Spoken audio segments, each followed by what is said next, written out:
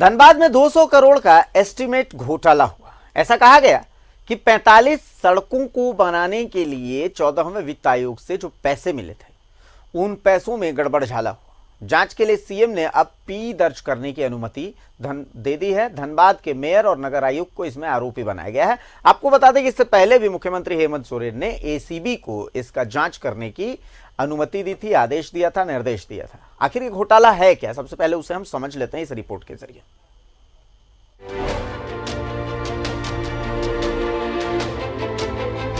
Covid के बाद अब भ्रष्टाचार की बारी। भ्रष्टाचार पर जीरो टॉलरेंट सीएम। एक के बाद एक भ्रष्टाचार पर जांच के आदेश। धनबाद नगर निगम में लगभग 200 करोड़ रुपए के प्राक्कलन घोटाले की एसीबी करेगी जांच। 14वें वित्त आयोग की राशि से बनी सड़कों की गुणवत्ता में खामी की शिकायत मिली थी। परामर्शी कंपनी मास एंड वॉइड को 40 में से 13 सड़कों के डीपीआर बनाने का आदेश मिला था, पर डीपीआर के साथ डिजाइन और तकनीकी प्रतिवेदन है ही नहीं। पहले से ही बेहतर स्थिति की कई सड़कों को तोड़कर नई सड़कों को बनाने का आरोप। महापौर चंद्रशेखर अग्रवाल पर आरोप।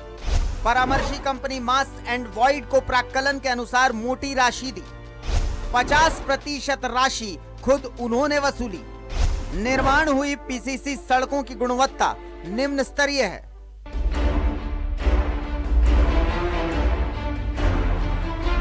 धनबाद नगर निगम में 14वें वित्त आयोग की योजना में लगभग 200 करोड़ रुपए के प्राक्कलन घोटाले की जांच अब एसीबी को दी गई है। बता दें कि इस राशि से धनबाद में 40 सड़कों को बनाने की स्वीकृति मिली थी। शिकायत ये मिली कि इन सड़कों के निर्माण में खामियां थी। 40 में से 27 सड़कों का प्राक्कलन नगर निगम के ही तकनीकी पदाधिकारियों द्वारा बनाया गया। डीपीआर के एवज में कोई परामर्शी शुल्क का भुगतान नहीं किया गया, लेकिन बची 13 सड़कों के साथ नाली, एलईडी लाइट, पेपर ब्लॉक का भी प्रावधान था। इसलिए परामर्शी agency messrs mass and void से इसका डीपीआर और डिजाइन तैयार करवाया गया। 13 सड़कों का कुल एस्टीमेट 156 करोड़ 33 लाख रुपए है। जब इन सड़कों का डीपीआर देखा गया तो पता चला कि डीपीआर में डिजाइन संलग्न ही नहीं है। डीपीआर में तकनीकी प्रतिवेदन भी नहीं था। इसके अलावा सड़कों के निर्माण में कई और खामियां भी पाई गई हैं। Bureau report, news 11 Bharat. और धनबाद से अभिषेक हमारे साथ जुड़ चुके हैं, सीधा रुख करते हैं अभिषेक का। अभिषेक, मुझे याद है आपने ग्राउंड रिपोर्टिंग की थी जब आपने बताया था कि इन सड़कों की हालत क्या है। आपने राज सिन्हा से भी खास बात की थी, विधायक से। आपने उसके बाद में तत्कालीन जो मेयर थे चंद्रशेखर अग्रवाल, उनसे भी बातचीत की थी। दोनों का पक्ष हमने दिखाया था, लेकिन इतना तो तय है कि गड़बड़ी हुई है, और यह भी तय है कि सरकार इस गड़बड़ी को इतनी आसानी से जाने देने वाली नहीं है। पहले एसीबी और अब पीई की अनुमति मुख्यमंत्री की तरफ से, यानी सरकार सख्त है, भ्रष्टाचार पर इंटॉलरेंट है। अभिषेक जी, देखिए, इस मामले में मेयर ने, जब तत्कालीन मेयर यानी धनबाद के पूर्व मेयर ने चंद्रशेखर अग्रवाल ने अपनी सफाई में यही कहा था कि जितना भुगतान बताया गया था उतना भुगतान हुआ ही नहीं है। उन्होंने अपने सफाई में यही बात कहा था। लेकिन देखिए, ये पूरे मामले में जो खेल है या जो अनियमितता की बात आई है वो कहाँ पे हुई है।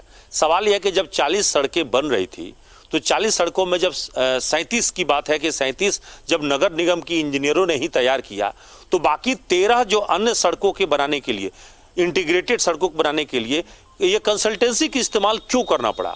और यहीं पर सबसे बड़ा जो सवाल उठाया गया है, क्योंकि इस मामले में फरवरी में एक टीम आई थी नगर विकास विभाग की, और आपको पता होगा कि नगर विकास विभाग की जो टीम आई थी वो टीम ने यहाँ पे जांच किया, और वो जांच करके वो अपनी जो रिपोर्ट दिया, उसी रिपोर्ट के आधार पर जून के महीने में मुख्यमंत्री ने इस मामले पर आदेश दिए थे कि इस मामले की वो एसीबी से जांच कराएंगे। और आज जो है, जो आदेश जारी किया गया है, उस आदेश के तहत साफ तौर पे कहा गया है कि प्रथम जो मामले में जानकारी मिली है उसी आधार पर यह प्रथम दृष्टि जो है नगर आयुक्त और मेयर जो तत्कालीन मेयर रहे, उन सबको आरोपी बनाते हुए इस मामले पर प्राथमिकी दर्ज करके कार्रवाई करने के आदेश जारी किए गए हैं। अब इस मामले में जांच के लिए सबसे बड़ा जो बिंदु है वो अभिषेक यही है कि जो मास एंड वाइड कंपनी है उसको जो भुगतान दिया गया है उसकी जरूरत क्यों पड़ी, उस कंसल्टेंसी कंपनी को क्यों जरूरत पड़ी।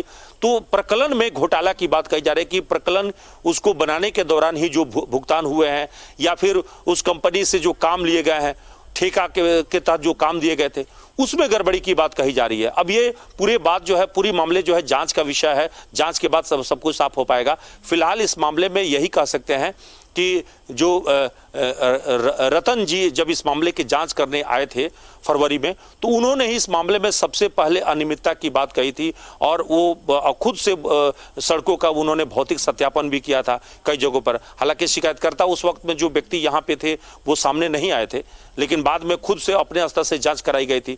तो गड़बड़ी इसी इंटीग्रेटेड सड़कों में हुई है और ये करीब 300 किलोमीटर सड़क यहाँ पे बनाई गई थी। और इसमें अगर कहें कि 2 नगर आयुक्त पहले के, जो वर्तमान चंद्रमोहन कश्यप हैं, उनके पहले भी 2 नगर आयुक्त यहाँ रह चुके हैं, उसमें राजीव रंजन और मनोज कुमार, उनके समय में भी कुछ काम हुए हैं।